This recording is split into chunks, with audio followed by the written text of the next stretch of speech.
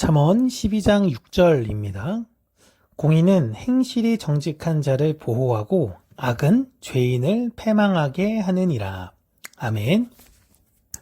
오늘 본문을 보시면 공의는 행실이 정직한 자를 보호한다. 의가 정직한 일을 보호하고 악은 죄인을 패망하게 한다. 악은 부정직한 일을 망하게 한다 라고 하죠. 그러니까 이걸 문자적으로 보면요, 마치 사람은 가만히 있는데 의가 어떠한 사람을 골라서 보호하고 악이 어떤 사람을 골라서 망하게 하는 것으로 해석할 수 있어요. 그러니까 공의가 보호하고 악이 패망시키는 것 같으니까요. 그럼 이런 문장을 우리가 오해했을 경우는요, 인간은 아무것도 안 해도 된다라는 논리가 성립됩니다. 인간은 철저한 객체로 분류하고 해석하는 거니까요. 근데 그렇지 않아요, 여러분.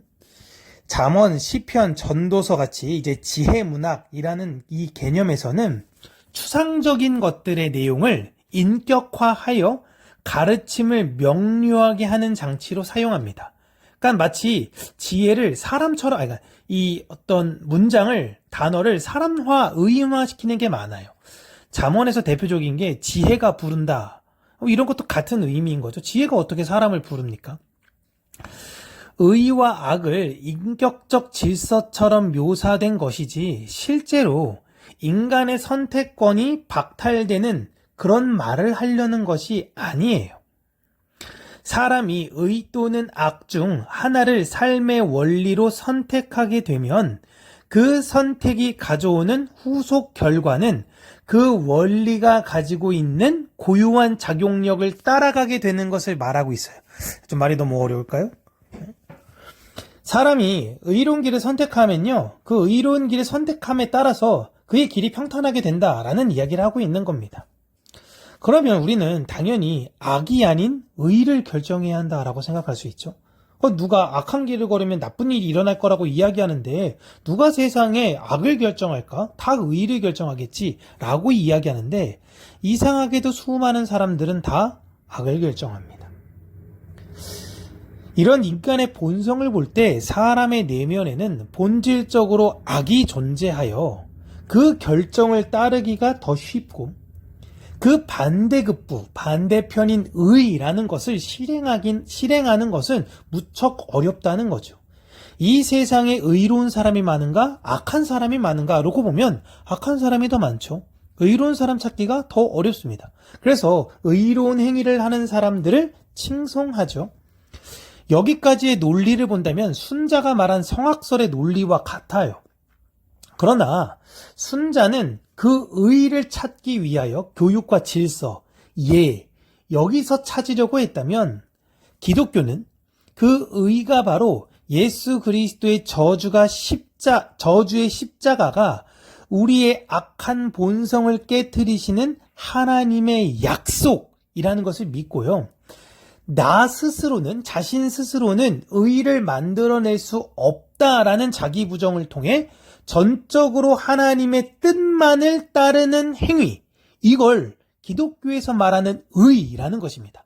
나는 없고 예수만 있는 거예요. 순자는 교육에서 그 의를 찾을 수 있다라고 이야기했지만 기독교에서는 이 세상의 교육이라는 것 자체도 이미 부정한 사람이 가르친 것이기 때문에 결국 불안정할 수밖에 없다라는 것을 말하고 있어요. 완전한 의를 따라가야지만이 완전함을 찾을 수 있다는 거죠. 불완전한 사람이 불완전한 사람을 교육하는 건 의가 아닌 거예요. 물론 그렇다고 해서 우리가 착하고 선하게 살려는 이 세상의 모든 그런 교육과 논리를 부정한다라는 것이 아니에요. 그런 교육을 잠언에서도 하고 있지만 우리는 어떤 현인들의 말, 어떤 사람들의 말을 따라가라 라고 하는 것에 집중하는 것이 아니라 우리를 본질적으로 지으신, 나를 지으시고 나를 부르신 그분에 대해서 집중해야 한다라는 걸 교육하는 것입니다. 그 의의 길은 내가 의식하지 않으면 가지 못하는 길이다라는 거예요. 그러니까 십자가를, 예수를 의식하지 않으면 그 의의 길을 갈 수가 없어요. 그냥 살게 되면 불의적 삶을 사는 것이 사람이다라는 것입니다. 그렇게 계속 의식적으로 십자가를 바라보며 살아야 하는 거예요. 교회에 나와야 합니다. 예배당에 나와야 합니다. 이게 중요할 수 있죠. 그러나 그것보다 더 중요한 건 무엇이냐?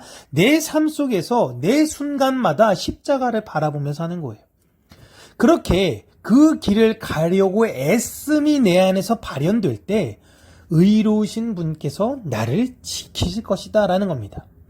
그 지키신다라는 건 궁극적으로 영원한 평안이 우리에게 주어질 것을 말하고 있지만 그 평안이 영원한 우리가 죽고 나서 있을 평안만을 이야기하는 것이 아니라 이 세상을 살면서 내가 가지고 내가 내가 얻게 되어진 그 평안을 약속해 주시는 거예요. 그러니까 지금은 고난만 당해 어려움만 있을 거야. 평안은 나중에 있을 거야. 이것이 아니라 지금도 그 은혜의 평안의 파편들을 우리에게 계속 맛보게 해주세요. 그래서 조금만 더 견디고 인내하면 지금은 그 평안의 기간이 짧고 어떻게 보면 그렇게 오래가지 모르겠지만 내가 죽고 난 이후로는 그게 영원할 것이라는 것을 믿게 될 수 있는 거죠. 그 은혜의 파편으로 인해 우리는 오늘도 십자가를 바라보면서 사는 것입니다. 그렇게 하루하루 십자가의 길, 순교자의 삶을 살아가는 저와 여러분들 되시길 주님의 이름으로 축복합니다.